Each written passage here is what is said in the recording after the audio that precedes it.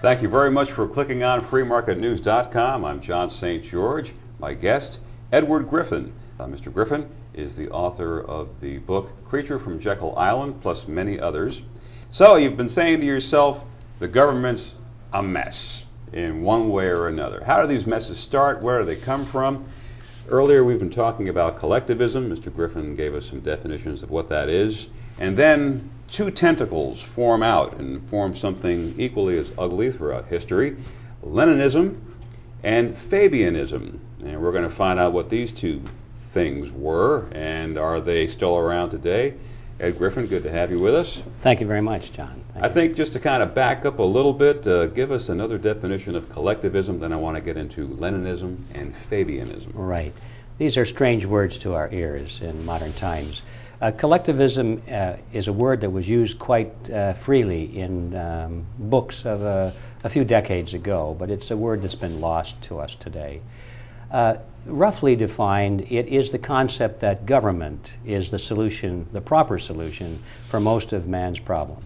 So a collectivist, and this is not a technical definition, but it's a pretty good substitute. A collectivist is a person who believes that if you have a problem and you want to improve society in any way, that the solution should be through government action, through coercion, using laws to bring these things about, and if necessary to sacrifice individuals or minorities, if necessary, for the greater good of society. And you find this philosophy embedded in some of the rather dreaded philosophies or tyrannies of our recent history, like communism and Nazism and fascism, are all based on these principles of sacrificing individuals, if necessary, for the greater good of the greater number. And of course that always translates into the greater good of the state. The state is presumed to be the greater number of society. So that's basically what we're talking about, collectivism. And what many people don't realize is that collectivism exists today in two forms. And here are some more words that are not very well known. Now, Leninism is fairly well known because we remember the name of Vladimir Ilyich Lenin, who was one of the firebrands of the Bolshevik Revolution and quite a prolific writer and a theoretician. Lenin took the theories of Karl Marx and converted them into a living fighting force. See, Karl Marx wrote Das Kapital and the Communist Manifesto, and there are millions of Marxists around the world who have read his works and believe his theories. Basically, his theories were: workers of the world, unite, throw off the chains of your capitalist exploiters, recapture control of the means of production, unite against war and racism, from each according to his ability, to each according to his need, and on and on and on. These are very famous and popular slogans that Marxists in general like. They buy into this, and because they're basically idealistic people, they think that would be a better society than we have now. But the fact of the matter is that all of the countries historically that have been taken over by communism, that we used to say behind the Iron Curtain, none of those countries were ever taken by Marxists.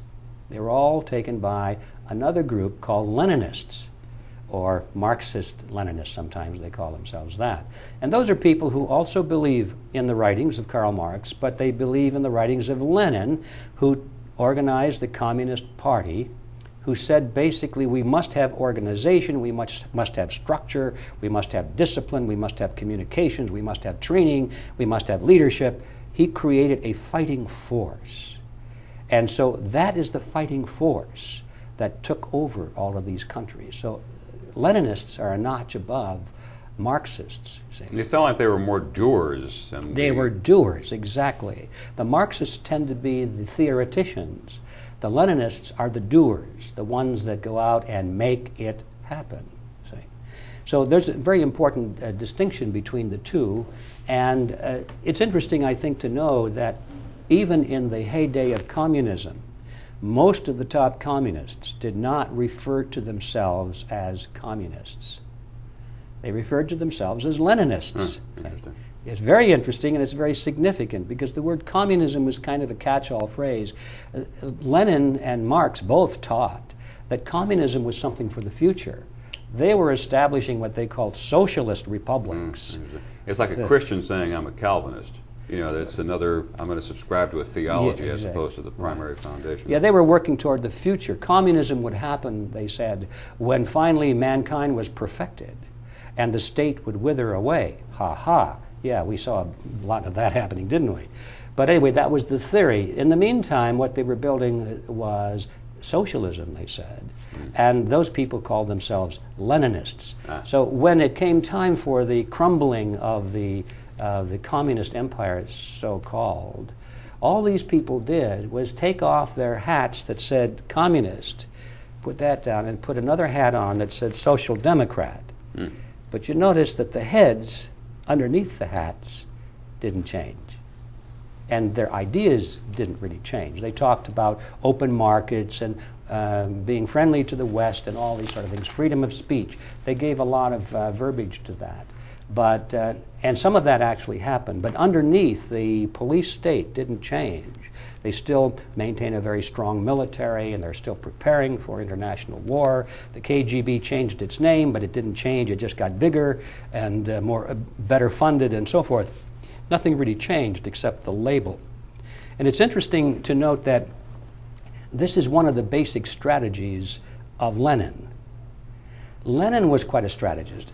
For example, he said, comrades, it makes no difference what you think or what you know, how many books you've read, how good a debater you are, how smart you are.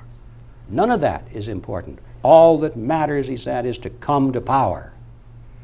You must come to power. Now, once you do that, then you can afford debate, because if you have the power, you can shoot anybody who disagrees with you. He actually said that. He's quite a guy. He said, you know, promises are like pie crusts made to be broken. So he was a strategist, and he considered that he and his followers were at war with the rest of the world, and they were going to conquer the rest of the world. How different do you think he is from a Saddam Hussein? Well, not an awful lot different at all, no.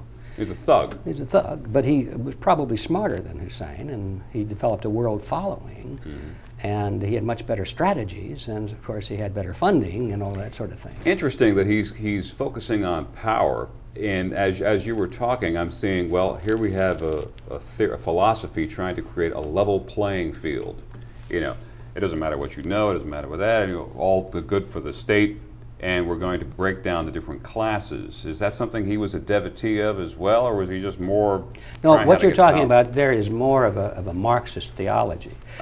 See, the theory guy. The theory guy, the doers. Yeah, that's right. Theory guy. Lenin basically said none of that makes any difference. That you use it if necessary to get followers or to make it sound like what you're doing is noble. But the only thing that matters, he said, is to come to power. And I'll give you an example. He said, for example, if you were to go into a country that we're trying to take over, and those people had a strong culture, strong nationalistic feelings. They didn't want to give up their history and their nationalism. So what do you do, comrades? Do you go in there and tell them that that's stupid? Do you go in and preach internationalism that we know is the way of the future? I said, no, of course not, because they would reject you. You go in and tell them what they want to hear.